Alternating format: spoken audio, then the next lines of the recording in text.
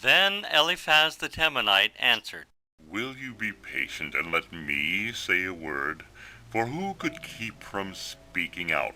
In the past you have encouraged many people. You have strengthened those who are weak. Your words have supported those who were falling. You encourage those with shaky knees. But now, when trouble strikes, you lose heart. You are terrified when it touches you. Doesn't your reverence for God give you confidence? Doesn't your life of integrity give you hope? Stop and think.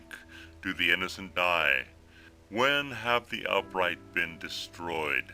My experience shows that those who plant trouble and cultivate evil will harvest the same. A breath from God destroys them.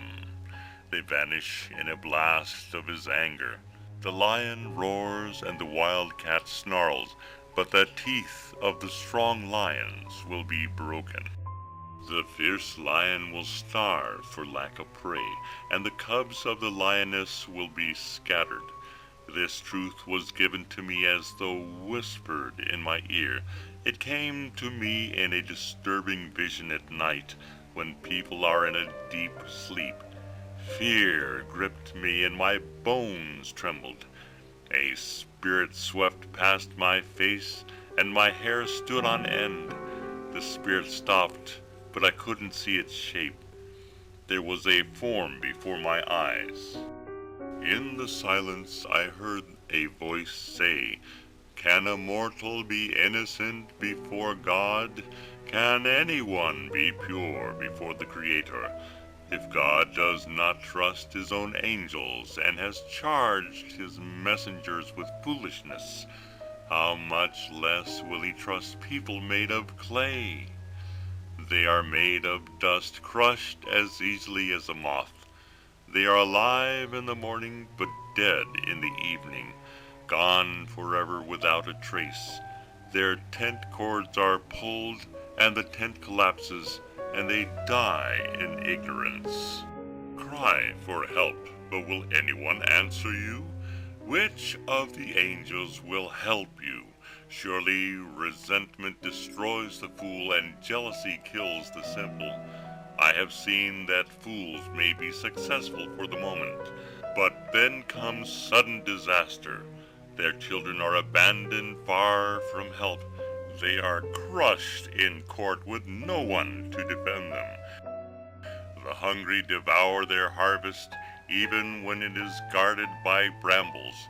The thirsty pant after their wealth. Evil does not spring from the soil, and trouble does not sprout from the earth. People are born for trouble as readily as sparks fly up from a fire. If I were you, I would go to God and present my case to him. He does great things too marvelous to understand. He performs countless miracles. He gives rain for the earth and water for the fields. He gives prosperity to the poor and protects those who suffer. He frustrates the plans of schemers, so the work of their hands will not succeed. He traps the wise in their own cleverness, so their cunning schemes are thwarted. They find it is dark in the daytime, and they grope at noon as if it were night. He rescues the poor from the cutting words of the strong, and rescues them from the clutches of the powerful. And so at last the poor have hope, and the snapping jaws of the wicked are shut.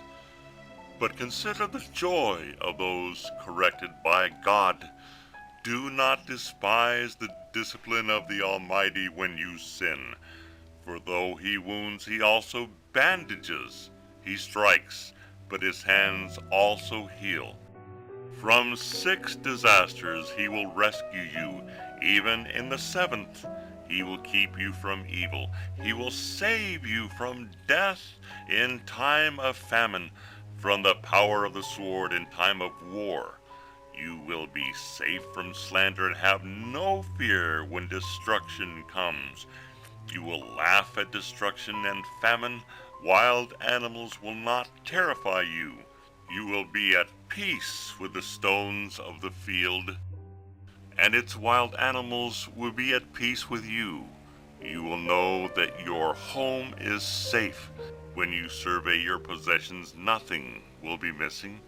You will have many children. Your descendants will be as plentiful as grass.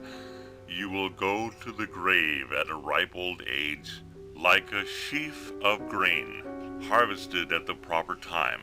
We have studied life and found all this to be true. Listen to my counsel and apply it to yourself.